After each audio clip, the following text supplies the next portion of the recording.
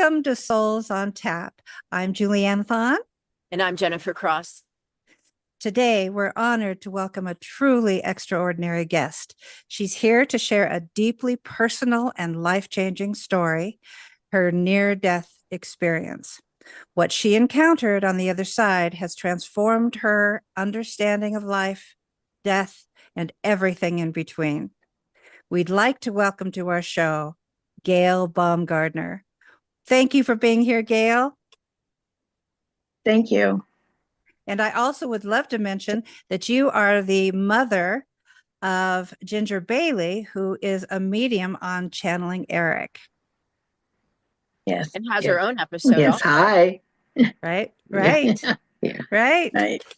So we're so excited to have you. And I think as we start off, we'll just sort of ask you to describe a little bit about what your life was like before you had this near-death experience. My life before was very busy. I was a real estate broker and mortgage lender and had a successful business. And my husband and I decided to take a trip. And back then, of course, it was all I could do just to take a day off to do anything. It was just, work. And so we went to Nevada to see our son. And when coming back, we didn't feel too good. And so we said, let's not stay, let's go home. So we turned around, came home. And on the way, my husband started to run off the road. And I said, wait, what are you doing? He said, oh, I think I was falling asleep. You better drive. Okay. So I'm glad I did because it was a 9,000-foot mountain we're going over. And so I drove down the hill till we got to the valley. And when we got down the valley, I said, let's stop and get something cold to drink. So we did. And he said, I'll drive now. I'm rested. I feel good. I'll drive. I said, okay. We were in the car about 10 minutes and I felt the car go faster and faster. And so I looked up and I was kind of relaxed in the car. And I looked up and he was running off the road very fast. Asleep. He was asleep. And so I said, oh, you're going off the road, stop. And all he did was moan. And I think he must have hit the accelerator instead of the brake because it sped up and it went over a 6-foot embankment. It flipped over end and crushed the car. And it was on a country road. In the mountains. Yeah, the hills. And so we were lucky that someone was coming toward us and saw it. And so he called it in. Otherwise, no telling how long we would have laid there, Oh my gosh. So, yeah. How long ago did this happen? How long ago was it? Happened in 2006. Yeah, Memorial Weekend, 2006. Yeah, about 19 years. Yeah. Yeah. So at what point, Gail, did you realize something? Well, had you begun communicating with the other side yet at this point? No, until the car stopped. And last thing I heard was the car metal crunching. And when I heard that, it knocked me out, I guess. I died. What's happening? And I looked down, and because I'm above the car now, and I see me and my husband in the car, and we're bent over, and because the way the car was crushed, we couldn't raise up. And then I realized that I wasn't in the car, that was just my body. And so I had the sensation of floating. And it's really something to feel that. And I know, a lot of doctors will say, oh, it's just you were knocked out or it's medication or what. No, when it happens to you, it's real. Yeah. And it's a feeling you can't mistake, So I floated up above and then the next thing I knew, I was on the other side. But yeah. Nothing. Go ahead. Yeah, I was on the other side, and did you want me to just go ahead and tell? Yeah, about please. it? Yeah, just go ahead. This is, I'm fascinated already. I'm fascinated. So go ahead. Okay. So as I'm floating around, I don't see anyone, but I know there are two spirits there. I can feel them. Two spirits, and there was an angel. And why I knew there was an angel, I don't know, but I knew there was. And so they said, your body is very crushed, you know. And I didn't feel anything. I didn't feel any pain. I didn't feel anything, you know. And except that I could tell that I was loved. You feel so much love. It's just unreal. It's like I could feel them hugging me. I didn't see them, but I could feel them hugging me. And I felt happy. They're just such a happiness, you know. Um, I I relate it to a child at their first Christmas, where when a child's old enough to realize what's going on, and times a million. Yeah, times a million. It's just a happiness that we don't have the words, we don't have the language to even explain it. You know, it is so good. And I even look at people different now when they pass away. You know, because we don't die. But so then I saw family coming toward me. You know, there was a lot of them, but I could only make out a couple, my grandmother, my mother, and they were coming toward me. And then one of the spirits asked me, do you want to stay in this life or do you want to go? And I said, I want to stay. And as soon as I said it, I thought, why did I say that? This is great, you know. If I can just interrupt you, if I can interrupt you a quick second. So at this point, were you still not seeing anybody? You just felt them, right? But you were still able to recognize your parents, right? Right. Yeah. Yeah. So wasn't it like an outline? You said like you seen the outline of them, but you just know. Right. You just knew that there wasn't facial features or anything. It was just an outline of them, of their bodies and their spirit, their energy. I could feel it, but I didn't see my guides. I guess they were at the time, and the angel, but I knew they were there. And when they talked to me, it was telepathically, you know. So it was so bright that it not hurt your eyes bright, not like that. Just everything was lit up so bright, and everything was white, you know, whiteness in the light. I know people say they saw tunnels. There was no tunnel. It was everything. Everything around me was white and bright and just full of love. Just so happy and so full of love. It's just the most wonderful feeling, you know. And buildings and the buildings were all white, but there was meadows, beautiful meadows, green meadows, and flowers. It was beautiful. It was just just something magical there, you know. And you feel so good, and I love the hugs and the love that is given to you, you know. They're like energetic, right? Yeah. I mean, interrupt you, but like energetic, like not physical, but like it's more. Right. Even though it's not touching, she says. Right. Yeah. Yeah. So it sounds like you got to look around. Yes, I did, but why I didn't see them, they were just energy, you know, their spirits. And, but yet it was funny when I got there, wherever it was they took me, I felt like, oh, I'm home. I'd been here before, you know. I could feel that I had been there before. And it was the most neat feeling, you know. It's like you've been on a long trip, you said, like yeah. Oh yeah, like when you go on vacation and then you come home and you're like, it's so nice to be home. That's the way that felt, you know. It was like, great, this is great, I'm home, you know.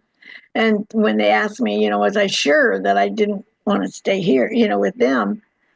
And I said yes, because I felt like my kids needed me, my husband. I thought there's no way he'd be able to handle this, you know, and I needed to go back. But when they asked me that, it was kind of like they were asking, yet they were strongly making me feel like I needed to stay here, Here, here on earth. Yeah. Oh. And like they were giving me a choice, yet, it's like they were leaning toward helping me decide to, stay in this life.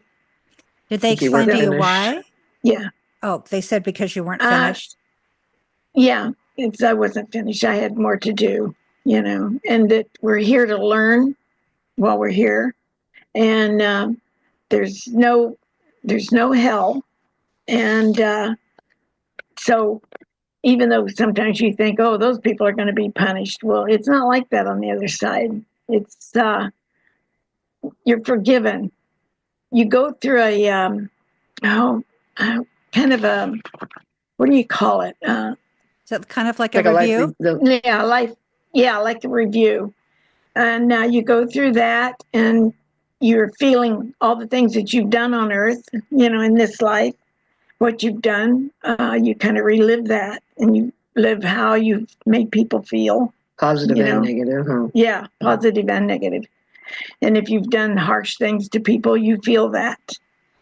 So it's kind of like, I guess you could call that hell because you're going to relive things that you've done, But there's no judgment or anything, right? No judgment. I was just going to ask that if there was if you felt any sense of judgment or criticism. Or criticism, but no, you're good. No, none. No, so you knew, just forgiveness and loved. What? You knew that your husband was alive, though, back in the car? Yes. Yeah, okay. He was in the car alive, and I wasn't. I could see my body laying there, but, no movement. But then they took me far enough away, I didn't see the car anymore, So I just saw the surroundings that I was in, the buildings and the meadows. And like not on earth anymore. Yeah, I wasn't here anymore. Yeah, it was very quick. Wherever we went, they took me very quickly, but it was just wonderful. So, and when I see people pass away, and if you've ever noticed, if you've ever seen someone pass to the other side, they always have kind of a little smile on their face. Relax, like relax. Yeah, and that they're happy. And I look at them because my brother passed away about 3 years after this. And the look on his face, and I said, he's happy. I know where he is. He's seeing his family, and because his wife had passed away earlier. And I said, they're together and they're happy. It's wonderful. There's no fear of death anymore. When these spirits were communicating with you, was this done through what kind of communication was it? Was it telepathic, or could you actually hear words? No, it's telepathically. Yeah. So, and I must have seen them because I always say that their lips didn't move. Well, how would I know if they had lips if I didn't see them? But I don't recall seeing them.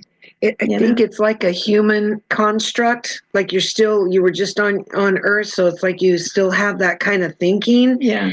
Like you're looking for something like that, and you're comparing. Yeah.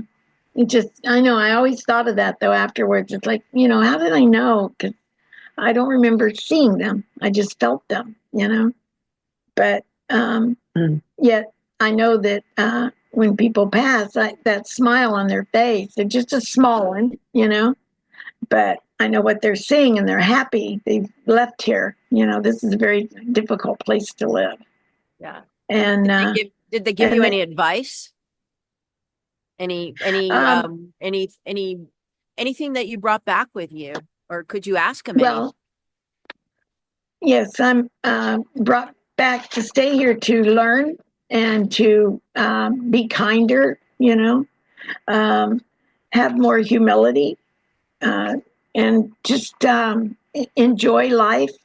Don't take things so seriously, We don't have control over it anyway, so we just enjoy what we do have, But I know that when I did come back, it was like really happy, and I guess the kids were told that I probably wouldn't make it when I got to the hospital. You want to talk about when you got back in the car? That was when you woke up. Oh yeah, I got back in the car, and they were cutting me out of the car with the jaws of life. So I'm sorry, go ahead. A quick question. Because I have to, I just am so excited. I want to know. So when you made the decision to go back then, what was that like? Uh-huh. What was the experience of like going from the ethers on the other side of the veil to planet Earth? Well, I didn't go back right away, because they were talking to me about different things. But when I did come back, because on that side, there's no pain, nothing, just happy. But they told me, they said, you're going to have a long recovery because your body is very broken. I didn't know how broken. I should have asked him how long a recovery. I should have asked more questions because I'm still in pain and I'm paralyzed and, from the wreck. Wow. So, Wow. But when I came back, my kids were worried because, I get a hangnail and I panic. And so they were afraid when I woke up and saw the tubes connected to me, that I would panic because my jaw was wired shut too. Mm-hmm. So I couldn't talk and I had to, just breathe through a hole in my throat. And it was very difficult. So when I came back and I was in the car and woke up and they're cutting me out the jaws of life, I was in so much pain. I went from very happy, feeling wonderful, to so much pain and feeling horrible, But yet they told me that I would be okay. So I knew that it was part of it and I was going to be all right. And so... You were yelling about Dad. Yeah, I was yelling, he's a diabetic, because I wanted them to know, he's diabetic. Sure. And I remember hearing the EMT saying, she said, I think she's talking about her husband. She said, I think she's trying to say he's diabetic. And I thought, well, how much more clear could I have made it? She couldn't, her jaw was broke, so she couldn't talk, and she didn't know. I didn't know. Why they weren't understanding her. Yeah, I didn't know my jaw was hanging down, they said, and they couldn't understand what I was saying. And I didn't know that. Plus, you had me. You had the tracheotomy. She hadn't had that yet. Oh, yeah, okay. She had that when she went to the hospital. Yeah. Which once you get to that point, I'll tell them just a little bit about before she woke up. Some things that had happened, if you want. But well, go ahead. So they got you in the Metaflight. I didn't remember Metaflight at all. I guess they gave me something to knock me out. And the next thing I remembered was being in the hospital in emergency. And my other daughter was there, and she was pulling glass out of my hair and crying. And I said, I'm going to be okay. I thought I was saying that. She couldn't understand what I was saying. She said, Mom, you kept trying to talk, but your jaw was hanging down, and I couldn't understand, But they were afraid that I would be in a panic. And I wasn't, because I knew that, I was going to be okay. They told me that. So I worked at the other hospital. They took my dad to one hospital and her to another because they were both so bad. My dad had a broken vertebrae in his neck and a broken sternum. Mm. And also he had his head was cut open and stuff, but she was like broken everywhere, right? So they took him to, because the ERs, they do that. If there's a trauma, like major accident, they want to have focus on those people because they're so bad. So they take them to different places. So they took my dad to my hospital. One of the nurses I worked with called me and said, I think we have your dad here in ER, because they knew my maiden name.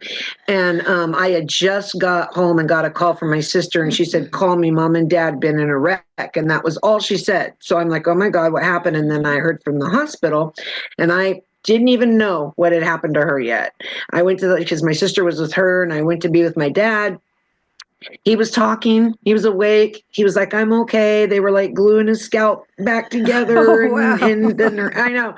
He's like, I'm all right. I'm okay. And the nurses, one of my friends stand next to me, and he's going, he's got a broken neck, and they're trying to hold him still. And he's like telling me stuff that's going on, but he's not really aware, of what's happening because he's got medication going through him and stuff.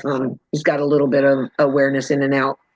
But anyway, so then once I got over to the other hospital, they had her going in and out of x-ray for hours. So I couldn't see her until they got her into intensive care. And so when I got there, they had her on life support. And they said that her, a bunch of ribs were broke. They were talking about all the bones broke. Everything but one leg. Yeah, everything but one leg, right? That you had one good Oh leg. my But Everything was broken. they didn't know all this yet. They didn't know about the paralyzed side. But I could tell because she was moving other parts of her body, but not moving the right side. And I was like, she can't feel this hand. She can't feel this side. It's not moving. And they, sometimes the nurses just kind of brush you off, But anyway, she was on life support and they weren't sure she's going to make it through the night, and my sister stayed the first night, and then we were going to take turns, to make sure, because you need somebody there. And this is my opinion, working in the hospital, I think it's important to have a family member always looking out for you while you're in the hospital. No doubt. So 100%. so she was on life support for 9 days, and every time she'd start to wake up, we would say, she's very claustrophobic, can't stand things on her face, and here her mouth wasn't even wired shut yet. It was still just kind of hanging there because they were trying to keep her alive. And then she would go into surgery. You couldn't take her to surgery till, they knew she was going to make it through. Yep. Yeah, stable. And so she's just laying there with broken leg, broken wrist, hand, jaw, and so she was asleep this whole time, going in and out. And then she was on life support for 9 days. And then they finally said, okay, we can take her off the ventilator. We're going to put a trach in, and we're going to take her to surgery. And they had to rebuild one of her wrists. And then that's when they found out that she had broken her shoulder, and it pulled some nerves out of the spine where it made her paralyzed all the way down the right side of her arm and her shoulder and stuff. And then her mouth was wired shut because of the jaw. And we were concerned when she came to that she was going to be kind of freaked out because she's very claustrophobic and she was only breathing through this tube. But she came awake. We were all there with her, and she woke up with a giant smile on her face. Wow. And we were just like, okay, wow. You're okay. She's like, She couldn't talk or anything. She was just like smiling, and she's wanting to write. So we were trying, but she didn't, she was all like bound up. One hand didn't work. The other one's in a cast, and she couldn't write.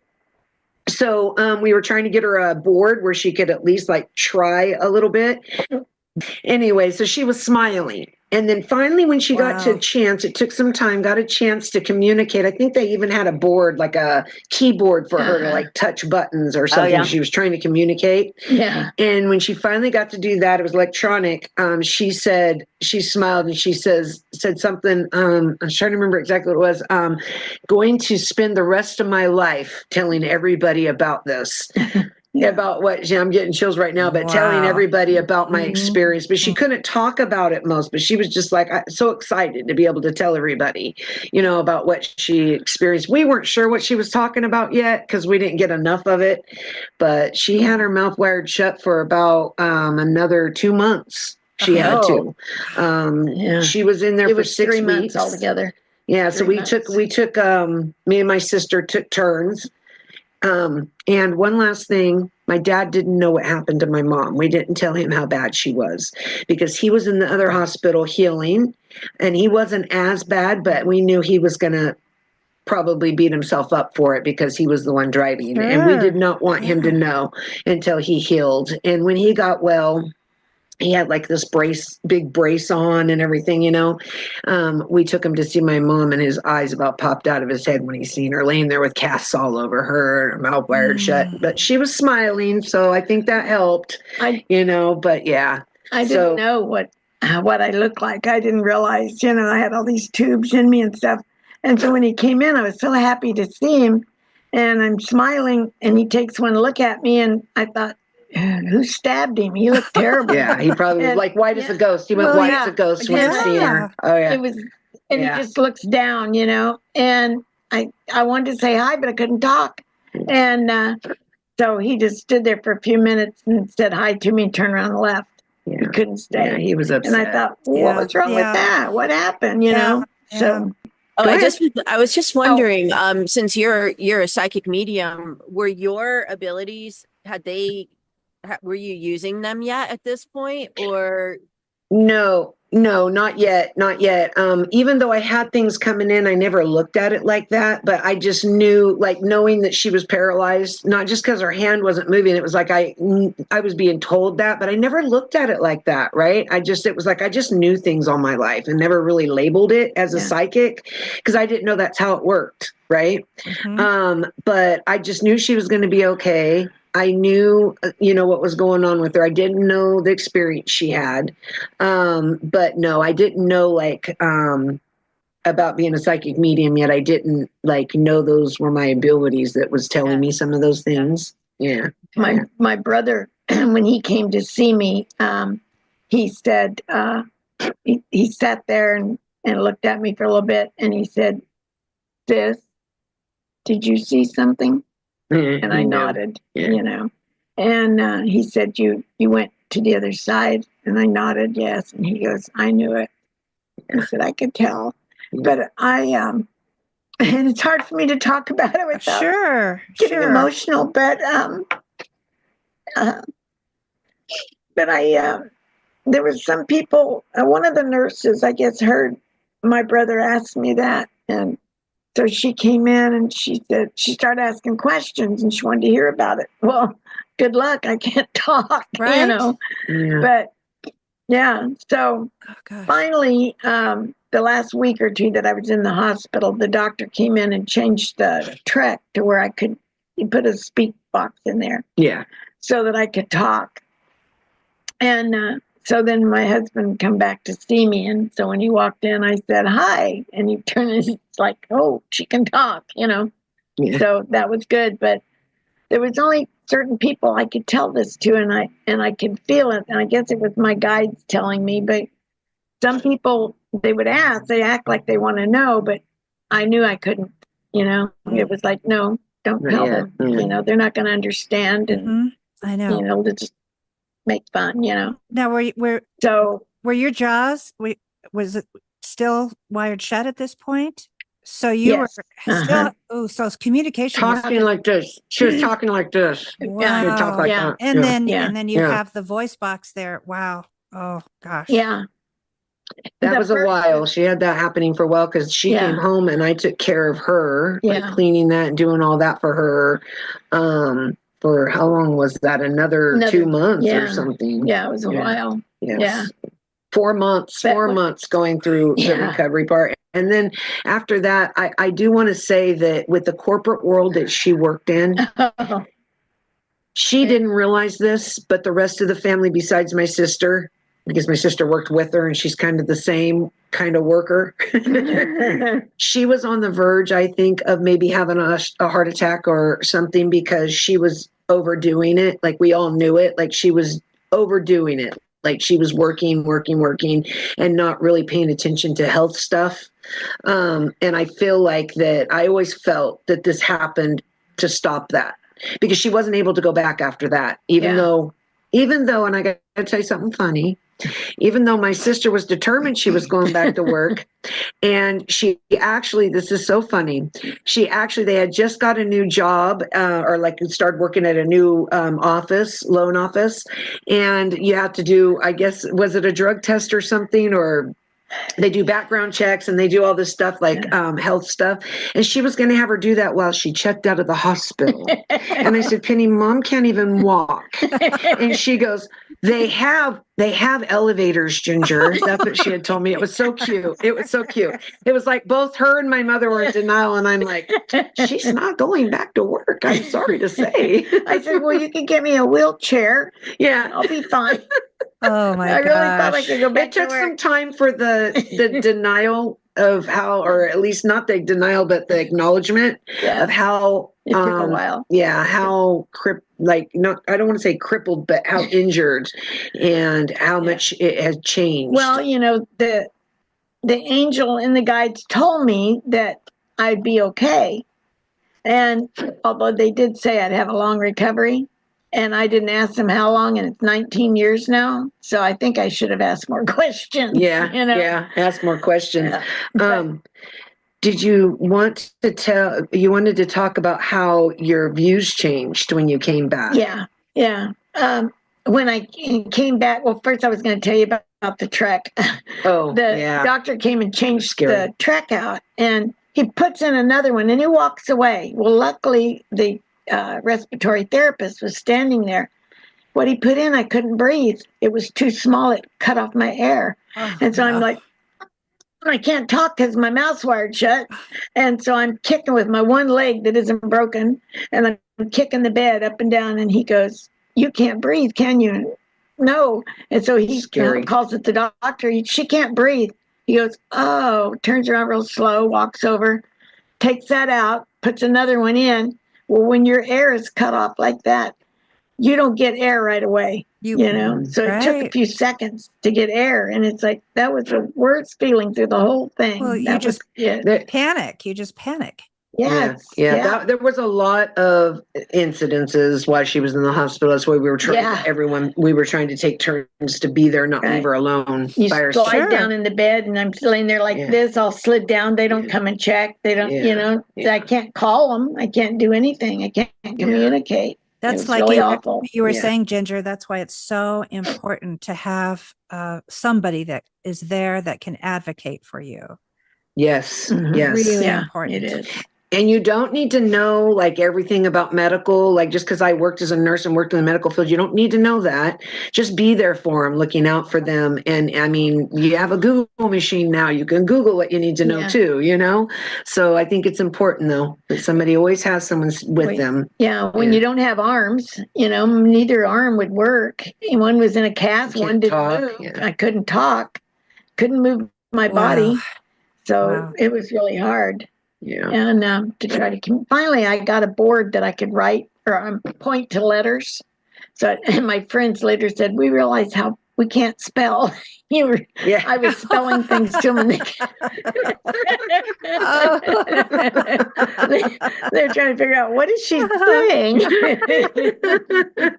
So And funny. so we started like having a whiteboard and we put it down because you didn't have that electronic thing for very long. Yeah. And so, we would like try to have a whiteboard where she would point at a letter and we would write it. Yeah. Okay, let's write it and see what she's saying. It's like, what do you call it? Like you're like figuring out a code or something. Yeah. Yeah. It was hard. Yeah. Yeah. Well, and so But, at this yeah. point, you're having to go home now, and it's my understanding Right. when your body has been broken to pieces, that's when the real hard work has to begin. You go through all Right. kinds of physical therapy, occupational therapy, cognitive therapy. Right. Yeah, Everything. the emotional change she went through. There was a few times she went back because of panic attacks, not being able to breathe, and Oh, the anxiety yeah. of just being hurt because she was so used to being somebody who was very Take charge. take charge, active, on the go, you know, and now all of a sudden she can't even get herself dressed, Yeah. you know, or feed herself. So it was That a was lot hard. But mentally. yeah, Did you they come in feel and like- set up those drinks. Did you feel What? like that was part of a different kind of healing for you? Like something that you came back with, the injuries that gave you a different kind of lesson or prepared you for something that you were supposed to reveal to people, like in your book? Right. Well, I think that it meant for me to slow down and take a look at life, you know, and I do look at it differently. I don't. What's important? Yeah, I don't try to control everything around me like I did. That's a big one. Yeah, and that was very difficult for me because I was always in charge of everything, you know, and so to have to give that up, it was very difficult. But you know, they said, you know, I needed to learn more humility, you know, slow down. So, and all that kind of aggravated me at first because I thought, well, I can do this, you know, but no, I Stubborn. couldn't. The stubbornness. Yeah, and I wasn't supposed to do it. And so Was this I something that was learned to. in your contract, do you think? Was this contracted It- before you it came was. to this earth? Yeah.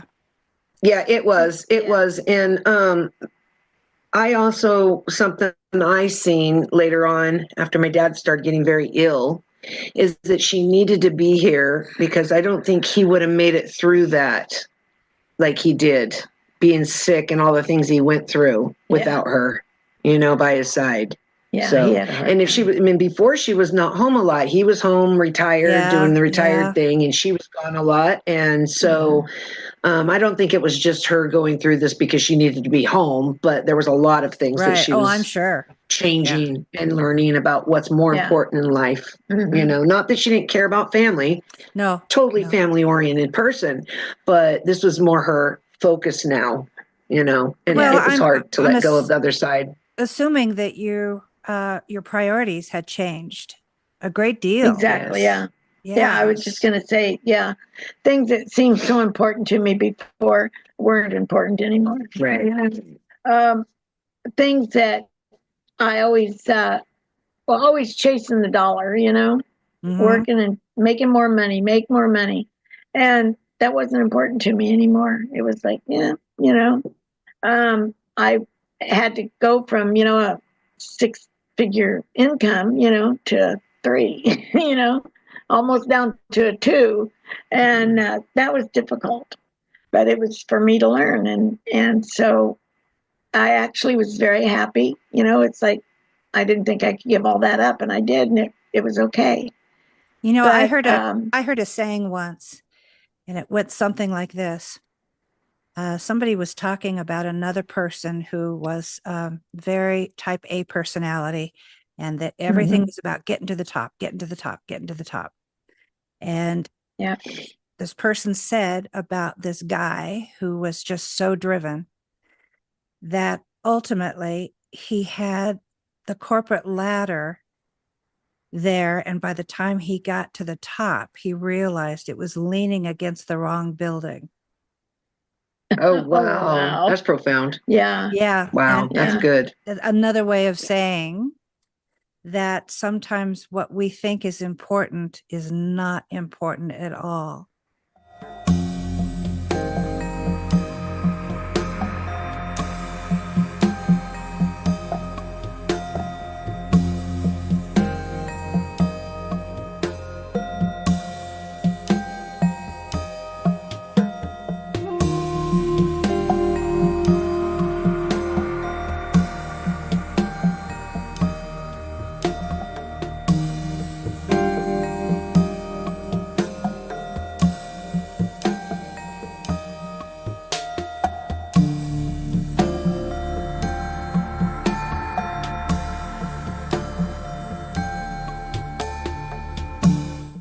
That's right. Yeah.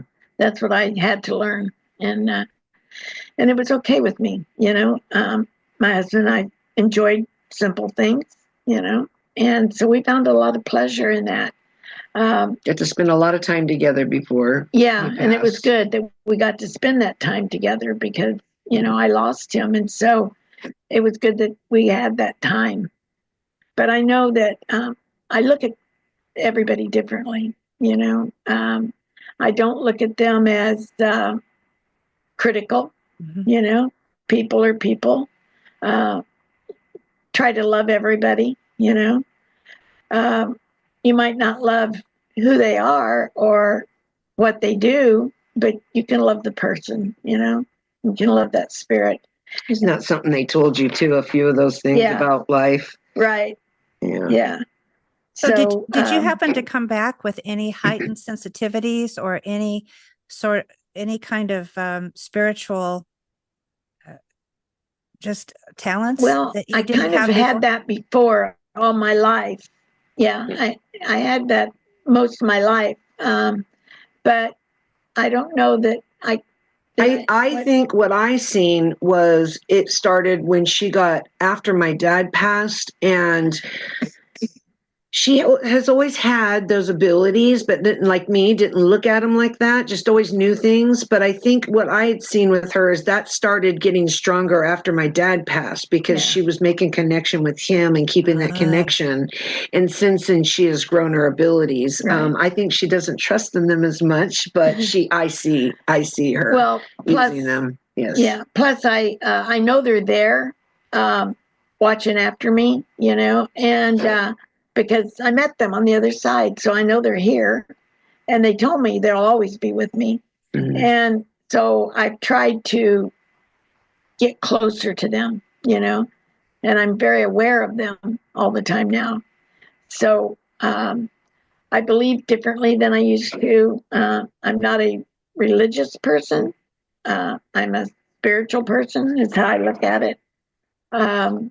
Religion's fine for those who need it, and that's great. They get things from it. That's wonderful. It's part of the human experience. Yeah. But I just seem to be more aware and more in touch all the time with the other side. I know that, and I can feel that. Do you get messages, or do you get Yes, contacts of any kind now? I do get messages, and I listen now, where before I guess I got them but didn't realize it.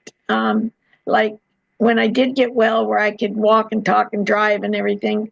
One day, my husband and I were in a car, and I was driving, and the light turned green, and I would always hit that accelerator, and I'm out there.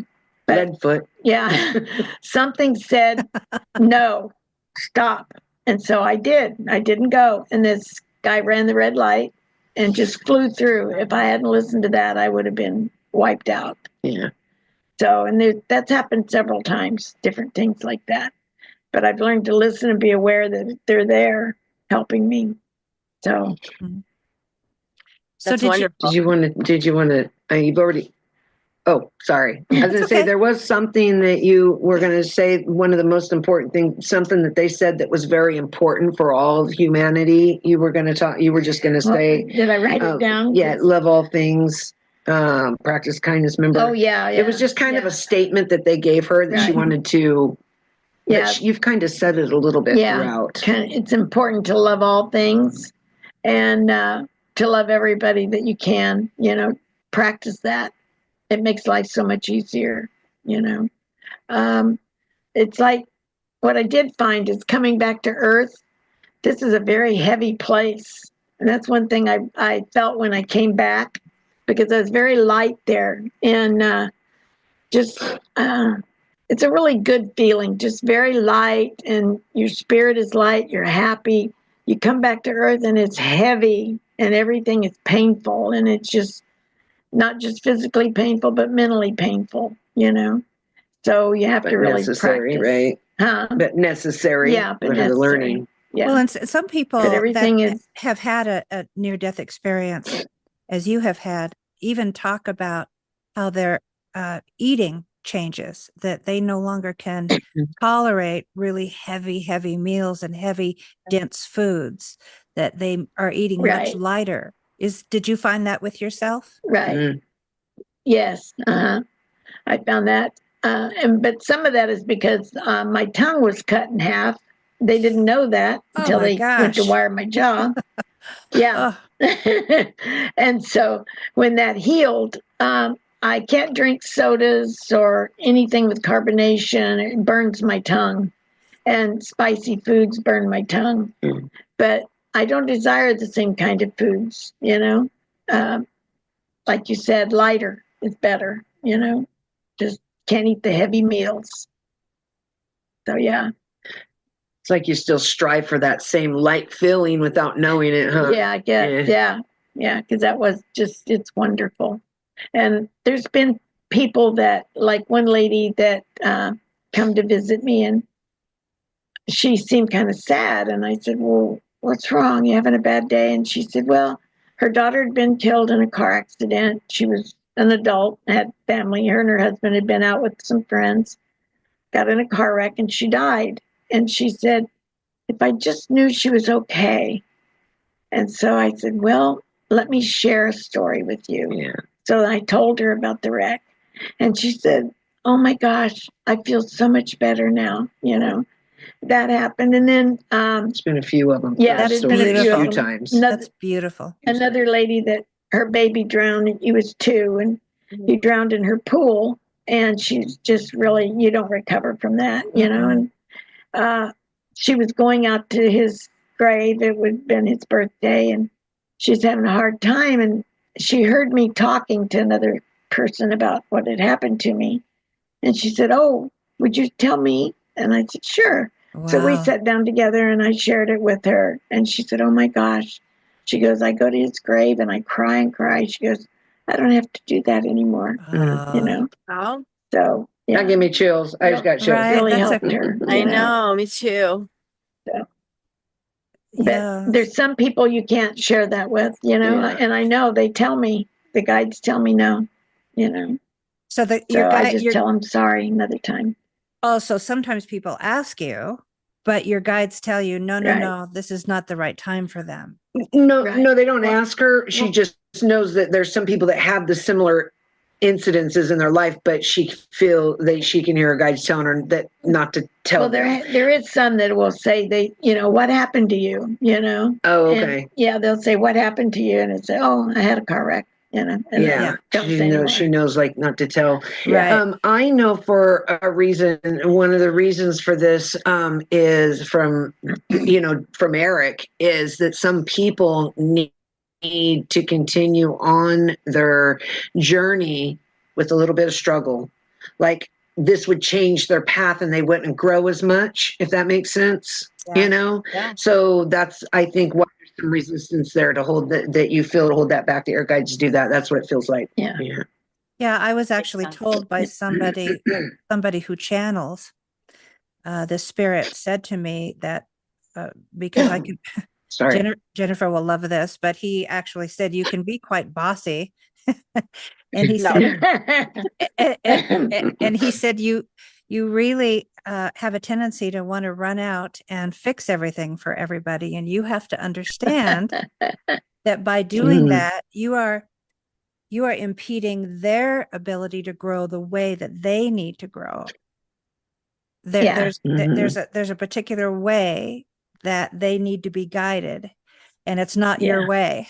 So, Yeah. Right, right. I have a personality much like I think the way your personality was, Gail, just very type A and chop, chop, chop, and gotta go, and let's do it all my way. And sometimes we have to stop and say, this isn't, not all things are about you, so. Yeah, that's Right. a hard thing to swallow too. It is. It is. Yeah.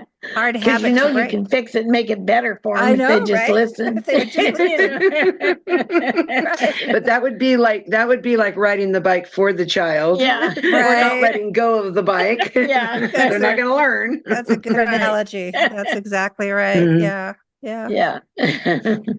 So yeah, but it I'm has. sure that so many people are going to get so much out of this, listening to this. I think your story is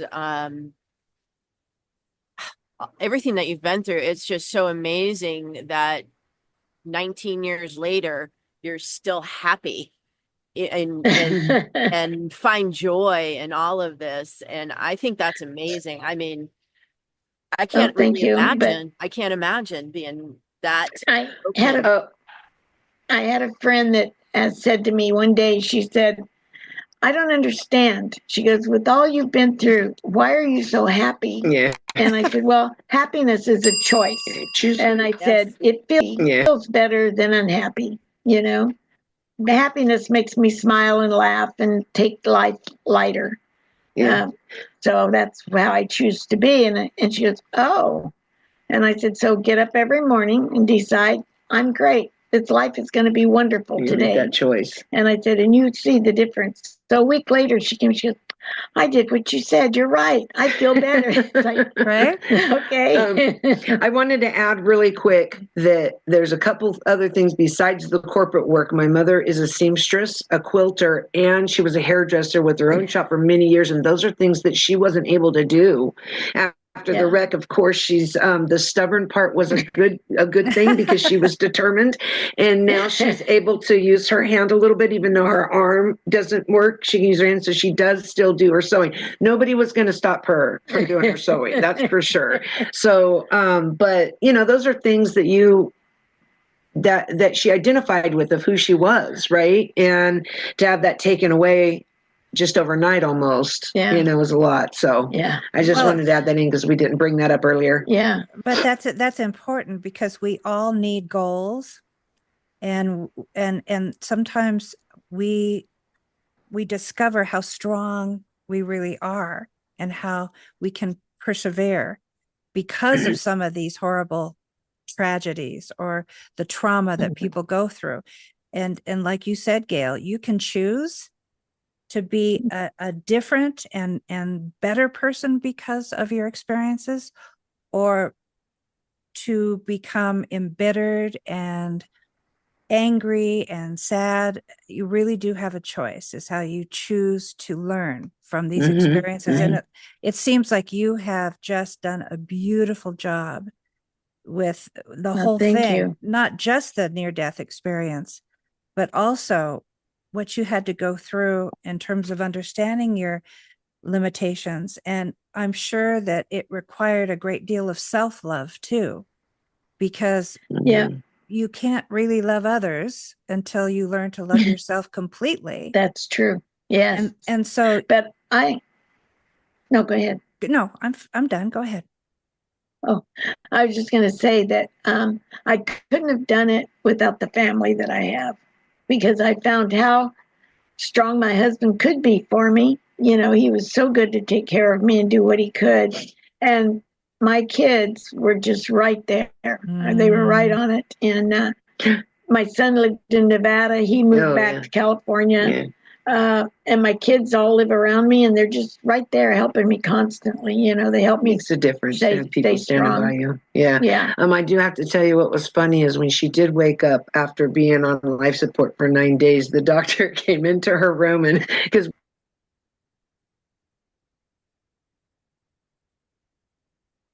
out for you. I'm sorry. They're always bugging the doctor. Yeah, because we were always bugging them and staying on top of them. Did we freeze up again? You did. Did it freeze up? It froze, and then it omitted your entire story. So could you tell that little story again, please? Yeah, I will.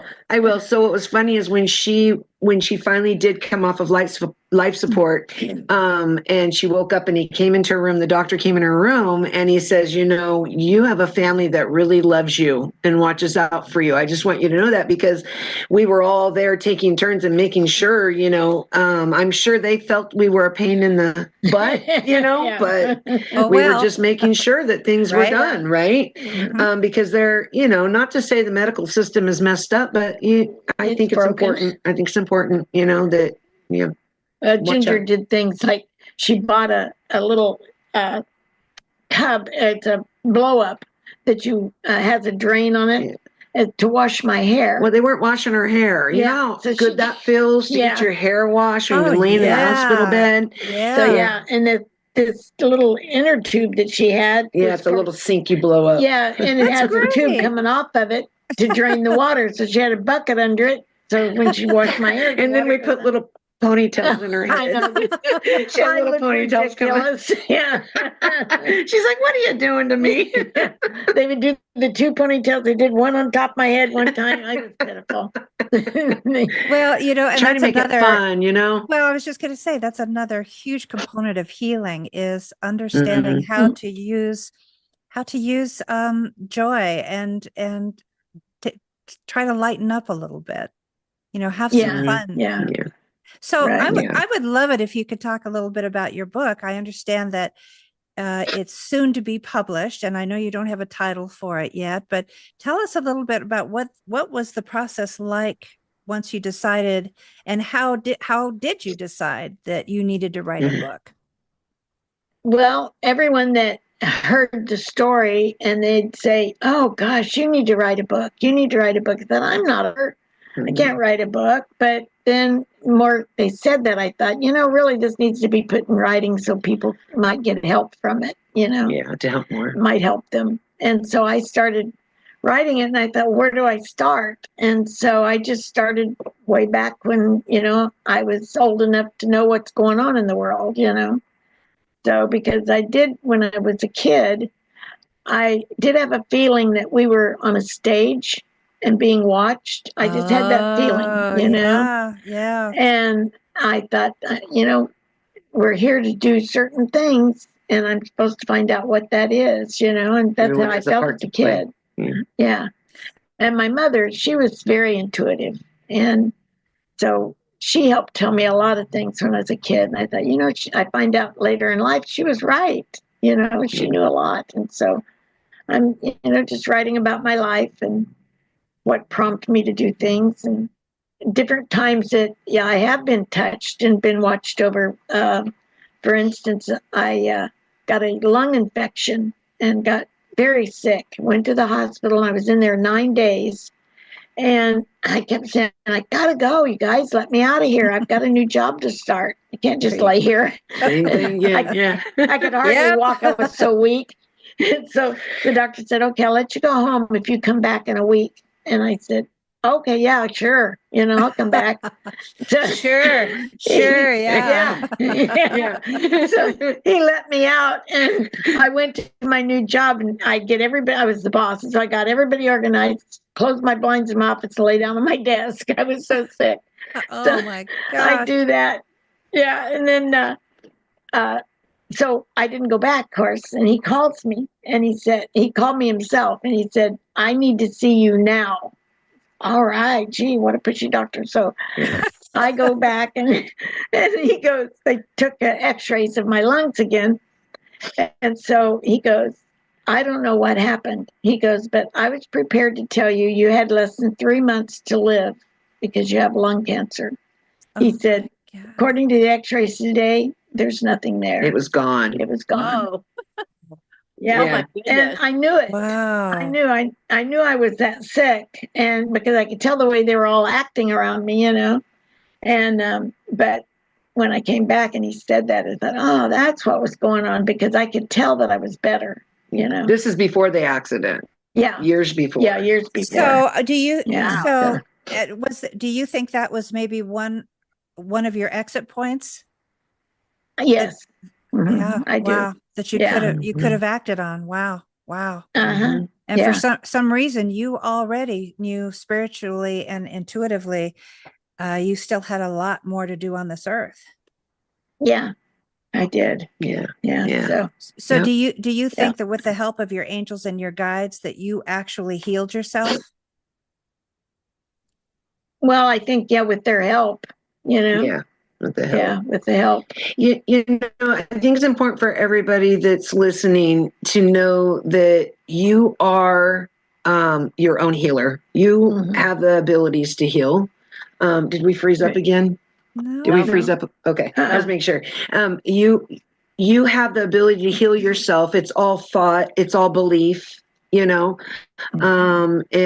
I personally think that it was her determination not to be sick. It's like, no, I don't have time to be sick. Sure. Now if it was meant to be, of course, and it was something that you can't change, then you can't change it. You accept it and you move through it. But there are many things I think that people encounter that they can actually heal themselves. I mean, we do have the ability within ourselves to do it. Yeah, I know. I wanted to share with you too, when my husband was passing away, he was at hospice, and it was in his last hours, and he raised up in the bed, and he held his arm out, and he said, "Not yet," and he laid back down. Wow. He was seeing them coming. Yeah. Seeing the other They're side. like, okay, come on. And he's like, nope, not yet. Nope. Not yet. And so he laid back down, and and I talked to him and told him I loved him and said my goodbyes, and he raised up again, and he said, "I told you not yet." and he laid back down, and I kissed him, and I said, "Honey, it's okay. You can go. I'll be okay. The kids will take care of me." Yeah. And then he took his last breath. Yeah, right after that. So, but that was something. I'd never seen that before. Yeah. Well, I've He was heard determined not to go. I've heard of other death experiences where the person is very, very near death, and they just keep hanging on, and then they discover that there's a reason. They're either waiting for one of their children to come from out of town so they can say goodbye, or they need to find out that their grandchild is okay or some way, and then they can go. But I've seen that happen before too. So it's almost like we kind of have a little bit of our own direction and using our own powers as to when we actually choose to go to the other side To too. let go. Yeah. Right. To let go. Right. Yeah. Right. So, Yeah. and then of course you was talking about how we ultimately, Ginger, you said that we heal ourselves. That's what Souls on Tap is all about. We have on all of these natural and holistic healers to help people understand that they don't have to feel dependent on Western medicine, that Western medicine can be a really good thing. But if you really want to heal, combine it with all of these other ways and believe you will heal. Believe that you are. That's the biggest part. Right. Yeah. That's the biggest part, is the belief, because when you finally surrender to, okay, I'm sick, but I don't have to stay this way. And you surrender to it and let go and just know that you have the ability, that in itself can start healing you. So, yeah, absolutely. Yeah. So getting back to your book, do you have any idea when it might be published and released? Is there a timeline on it? There isn't yet. So I'm hoping within a couple of months. Yeah, that's what I got. Yeah, was a couple months. Well, it'll happen. I'm sure it'll happen exactly when it's supposed to happen. Right? Yeah. I have so many people that are saying, I want your book. I want your, okay, I'm trying. I want a signed copy. Finished. Right? Okay. Gotta make sure you give me one. Absolutely. Absolutely. Yeah. Yeah. So, well, there's some funny things in there, and there's some serious things too. So, yeah, I tend I can't wait take to life read it. light. Say that again. Yeah, Gail. She said, "I take life light." Is that what you take said? life lightly now. Lighter. So look at things lighter. If you could sort of summarize your experience from the other side. And everything that you went through when you had to come back to Earth and then make it through all of that. And then that includes writing a book. If you could give our viewers out there one message, what would that be? To have faith in yourself and to be as happy as you possibly can. Try to look at the lighter side of life. That's beautiful. I think that's very important. And so important. Thank you. Oh, thank you.